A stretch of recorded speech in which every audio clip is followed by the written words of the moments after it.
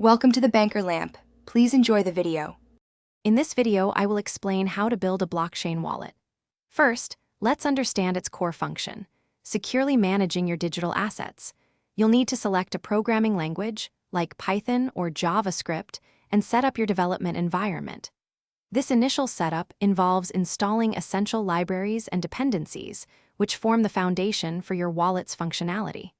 It's the crucial first step in creating your own secure digital asset manager. Every blockchain wallet relies on three core components.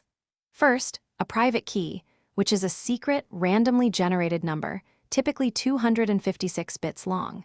This key is essential for signing transactions. Next, a public key is mathematically derived from your private key using elliptic curve cryptography. Finally, your unique wallet address is generated from this public key, acting as your public identifier on the blockchain for receiving funds. Security is paramount when building a wallet.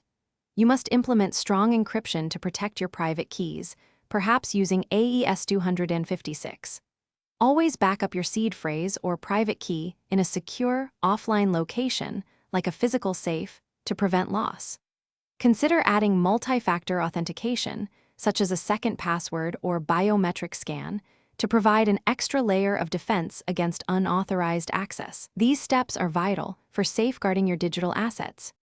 After development, rigorous testing is crucial.